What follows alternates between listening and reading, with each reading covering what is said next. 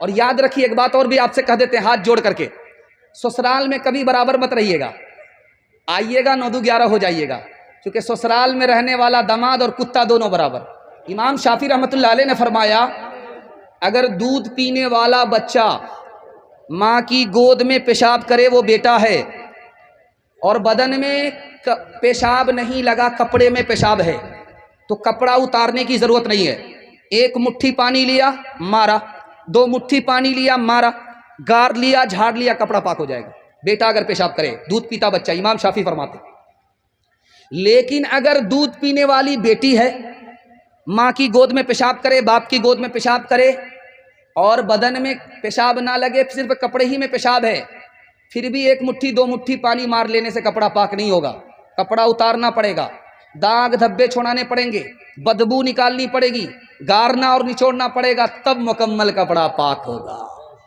دیکھیے نقطہ، بیٹا پیشاب کرے محنت نہیں ہے، تھوڑی سی محنت میں کپڑا پاک، بیٹی پیشاب کرے دنیا بھر کی مصیبت، موٹا موٹی پاک کرنے سے کپڑا پاک نہیں، کپڑا اتارنا پڑے گا۔ دیکھیے کتنی محنت، پالن حقانی نے یہاں سے نقطہ نکالا، دعا کیجیے اللہ ان کی قبر کو نور سے بھر دے۔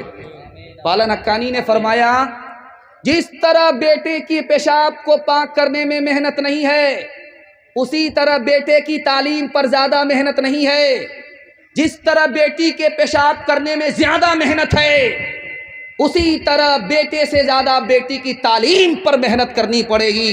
کیوں؟ بیٹی 4 منزل میں پہنچتی ہے، پہلی منزل میں وہ بیٹی ہے، دوسری منزل میں وہ بیوی ہے، تیسری منزل میں وہ ماں ہے، چوتھی منزل میں وہ ساس ہے۔ جب آپ نے بیٹے سے زیادہ بیٹی کو تعلیم دی، یہی بیٹی آگے چل کر کے اچھی بیوی ہوگی، یہی بیٹی آگے چل کر کے اچھی ماں ہوگی، یہی بیٹی آگے چل کر کے اچھی ساس ہوگی۔ مرد پڑھتا ہے اکیلا مرد پڑھتا ہے، عورت پڑھتی ہے سارا خاندان پڑھتا ہے۔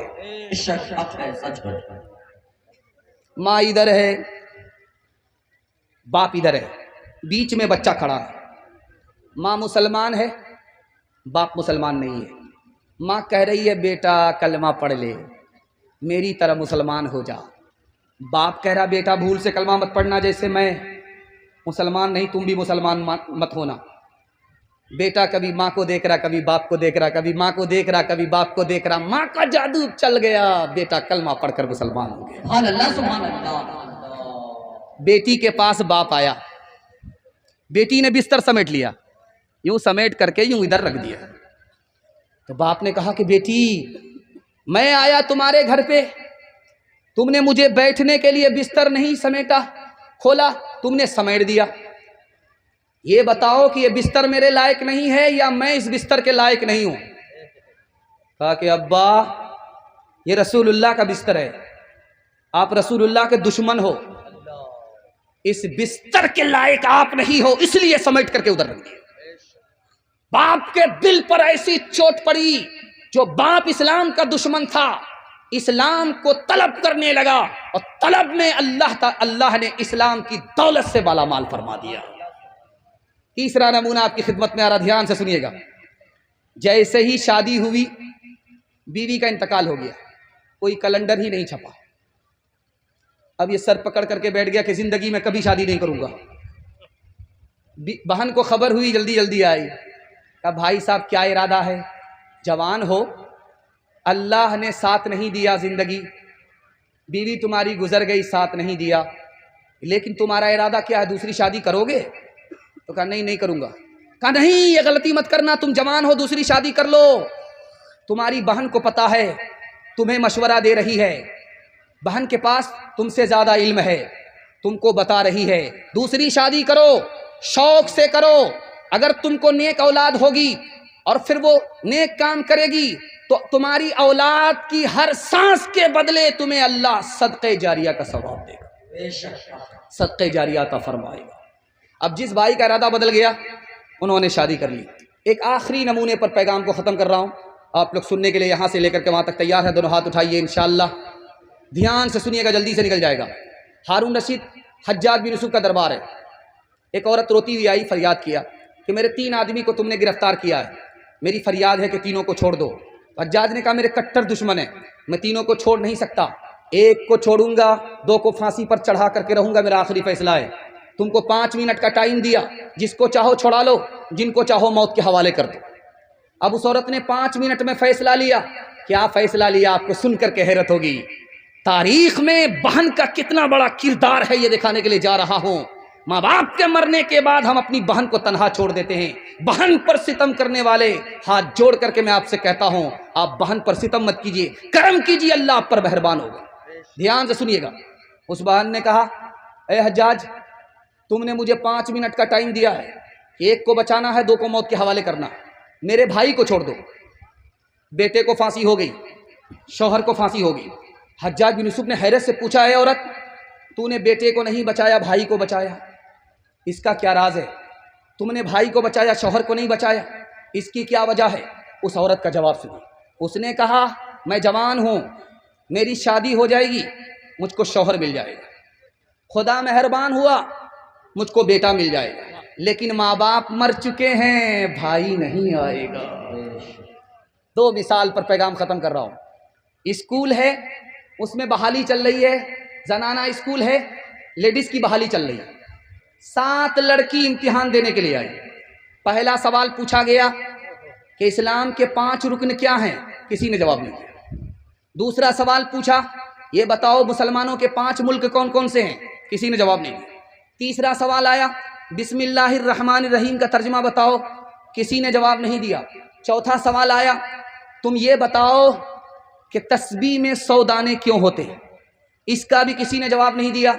اور آخری سوال جس کا سب نے تسلی بخش جواب دیا، وہ کیا سوال تھا؟ فلمی 3 ہیرو کے نام بتاؤ، سب نے تسلی بخش جواب دیا۔ بادشاہ کی 4 بیوی تھی۔ بادشاہ کو معلوم کرنا تھا کہ پڑھی لکھی کون ہے، جاہل کون ہے۔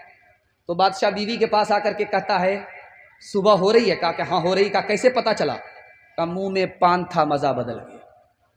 بادشاہ بڑا خوش ہوا، پڑھی لکھی ہے۔ دوسری بیوی سے پوچھا کہ صبح ہو رہی؟ کہا ہاں ہو رہی۔ کہا کیسے پتا چلا؟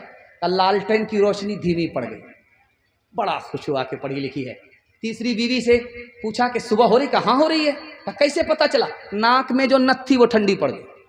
بادشاہ بڑا خوش ہوا۔ اب آیا 1 نمبر کی جاہل کے پاس، پڑھی لکھی نہیں۔ اس کے پاس آ کر کے پوچھتا ہے کہ صبح ہو رہی؟ کہا کیوں نہیں ہو رہی؟ کہا کیسے پتا چلا؟ کہ کیسے پتا نہیں چلے گا؟ جیسے پتا چلتا ہے پیشاب آ رہا ہے، پخانہ آ رہا ہے، اس سے برابر پتا چل رہا ہے۔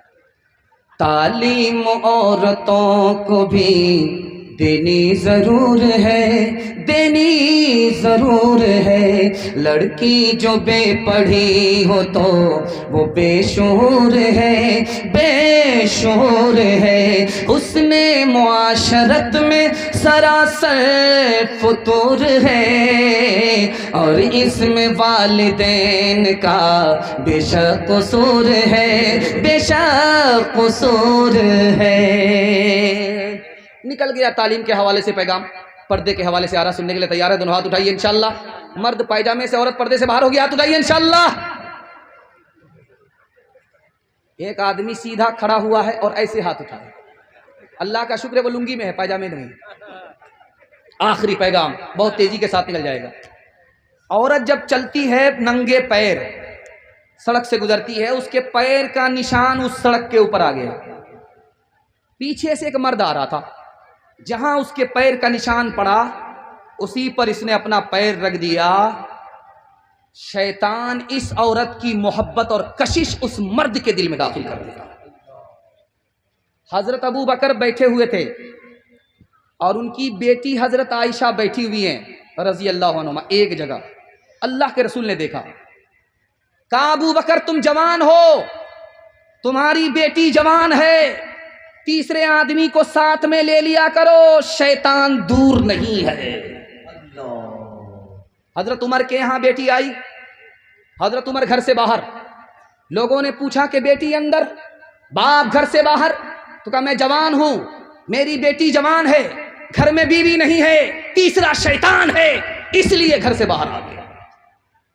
نمونہ دینے کے لیے جا رہا ہوں، آپ دیکھیں گے تجربے کی بات ہے، جو 10 کا نوٹ ہوگا وہ سب سے اوپر کی جیب میں، جو 100 کا نوٹ ہوگا وہ بیچ کی جیب میں، جو 2000 کا نوٹ ہوگا سب سے نیچے کی جیب میں۔ مجمع میں ایک آدمی کھڑا ہوا، حضرت تھانوی سے پوچھا حضور آپ پردہ کرتے رہتے ہیں، برقع کرتے رہتے ہیں، اوڑھنی دوپٹہ کرتے رہتے ہیں، یہ کون سی آیت میں ہے، کون سی حدیث میں؟ تو حضرت تھانوی نے فرمایا کہ تمہارا 2000 کا نوٹ سب سے نیچے کی جیب میں ہے، وہ کون سی حدیث میں؟ ارے اللہ کا بندہ، نوٹ کی حفاظت کرتے ہو کہ دولت ہے چلی جائے گی، ارے چلی جائے گی تو واپس آئے گی، لیکن عورت کی حفاظت کرنے کے لیے تیار نہیں ہو، عورت کی آبرو جائے گی تو کبھی لوٹ کر کے نہیں آئے گی۔ ٹرین میں سفر ہو رہا ہے، حضرت شیخ الاسلام کا سفر ہو رہا ہے، ایک انگریز نے کہا کہ مسلمان بھی عجیب قوم ہے، گھر میں عورت کو قید رکھتی ہے، جب عورت گھر سے باہر نکلتی ہے کفن لپیٹ دیتی ہے، کفن لپیٹ دیتی ہے۔ حضرت نے کوئی جواب نہیں دیا۔ شربت بیچنے والا گزر رہا تھا، اس سے کہا بھائی نیمبو ہے، چاقو ہے، دے دو، گلاس دو، نمک دو، نیمبو کاٹا، رس گار لیا، شربت بنا کر کے جب پینے لگے تو اس انگریز سے کہا میں تو یہ شربت پیتا ہوں، آپ کے منہ میں جو پانی آیا آپ اسی سے صبر کر لیجیے، اسی سے کام چلا لیجیے۔ تو حضرت کا مطلب وہ سمجھ گیا۔ حضرت نے کہا کہ دیکھو تم نے کہا کہ مسلمان اپنی عورت کو قید میں رکھتا، جب باہر نکلتی ہے تو کفن لپیٹ دیتا ہے، برقع دے دیتا ہے، جب بے پردہ بے برقع عورت سڑک پر آتی ہے تو جس طرح نیمبو کٹنے سے منہ میں پانی آ جاتا ہے اسی طرح آوارہ لوگوں کے منہ میں پانی آ جاتا ہے۔ آوڑا بریج آپ نے دیکھا ہوگا، انگریز کا دور تھا، انگریز حاکم تھا، ابھی یہ ملک آزاد نہیں ہوا۔ ایک لڑکی بے پردہ چل رہی تھی، ایک پیچھے سے ایک لڑکے نے چھیڑ دیا اس کو، دونوں لڑکا لڑکی کا مقدمہ عدالت میں آیا، انگریز حاکم ہے، ابھی یہ ملک آزاد نہیں ہوا۔ تو انگریز نے، حاکم نے لڑکے سے پوچھا کہ تم نے چلتی ہوئی لڑکی کو کیوں چھیڑا؟ کہا حضور میرا قصور نہیں ہے، چولہے کی آگ جس کو چولہے میں رہنا چاہیے وہاں سے نکل کر کے پیٹرول پمپ میں آ گئی ہے، قصور پیٹرول پمپ کا نہیں ہے، چولہے کی آگ کا ہے۔ انگریز بڑا دور اندیش تھا، سمجھ گیا، اس نے لکھا اپنے ججمنٹ میں، ماہ طیبہ رسالہ نکلتا تھا 1952 میں، اس مقدمے کو لکھا ہے کہ اس نے کہا کہ یہ لڑکا بے قصور ہے، لڑکی کو سروار ہے، اس کو سزا ملے گی۔ کیا سزا ملے گی؟ 1 سال اس برقعے میں رہنا پڑے گا جس کو لے کر کے نبی صلی اللہ علیہ وسلم آسمان سے زمین پر آئے۔ اورنگزیب بادشاہ کا دور ہے، ایک عورت کے خلاف مقدمہ ہو رہا ہے۔ اس لڑکی کا کیس کیا تھا کہ اس نے عورت ہو کر کے 4 مردوں سے نکاح کر لیا تھا ایک ساتھ۔ تو بادشاہ نے کہا کہ او نادان لڑکی، جواب دو، تم نے عورت ہو کر کے 4 مردوں سے نکاح کیسے کر لیا؟ کہا کیا غلط کیا؟ جلسے میں گئی تھی، مسئلہ سنا تھا، عمل کیا۔ تو بادشاہ سر پکڑ کر کے بیٹھ گئے، چوری بھی ہے سینہ زوری بھی ہے۔ تو بادشاہ نے کہا کہ کیا مسئلہ سنا تھا؟ کہا مسئلہ یہ سنا تھا کہ لوگ زنا کیوں کرتے ہیں جبکہ 4 شادی کی اجازت ہے؟ کہا یہ مردوں کے لیے کہا تھا کہ عورت کے لیے کہا میں اتنا ہی سنا تھا، اس کے بعد تو ہوٹل چلی گئی تھی حلوہ پوری کھانے کے لیے۔ جسم پر لباس کی کمی عجیب لگتی ہے، مجھے امیر باپ کی بیٹی غریب لگتی ہے، جس سے آنچل بھی نہیں سر کا سنبھالا جاتا، اس سے کیا خاک تیرے گھر کی حفاظت ہوگی؟ کیوں حیا چھوڑ کے بے پردہ ہوئی جاتی ہو؟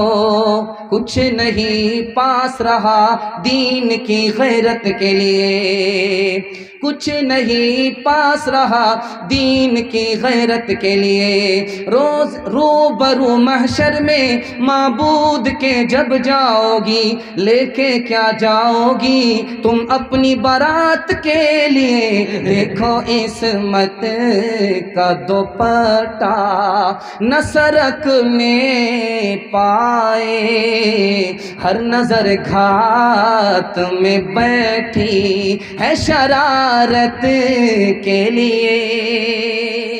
آخری پیغام عورتوں کے حوالے سے اجازت ہے، 3 منٹ کے لیے سنا رہا ہوں، ہاتھ اٹھا دیجیے انشاءاللہ۔ بیوی سے پوچھ کر کے ماں باپ کو خرچہ دیں گے، ہاتھ اٹھائیے انشاءاللہ۔ خیر دھیان سے سنیے گا، آپ کے گھر کا جھگڑا 1 منٹ میں ختم ہو جائے گا، راستہ میں بتا رہا ہوں۔ زندگی بھر کے لیے ختم ہو جائے گا، 1 منٹ میں ختم ہو جائے گا۔ 3 منٹ کا پیغام ہے، آخری پیغام سنا رہا ہوں، سننے کے لیے آپ لوگ تیار ہیں؟ جوش کے ساتھ ہاتھ اٹھا دیجئے، بالکل صحیح جا رہا ہے، دھیان سے سنیے گا۔ میاں بیوی کا جھگڑا کیا ہے؟ شوہر چاہتا ہے جیسا میں ہوں ویسی بن جائے، یہ کبھی نہیں ہوگا۔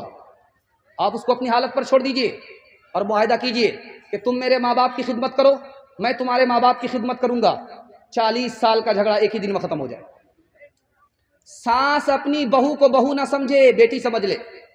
بہو اپنی ساس کو ماں سمجھ لے۔ ماں بیٹی کا اتنا مقدس رشتہ ہوتا ہے کہ جھگڑا ہوتا ہی نہیں ہے۔ نند اپنی بھابھی کو بڑی بہن سمجھ لے، بھابھی اپنی نند کو چھوٹی بہن سمجھ لے۔ بہن کا اتنا مقدس رشتہ ہوتا ہے کہ جھگڑا ہی ختم ہو جاتا ہے۔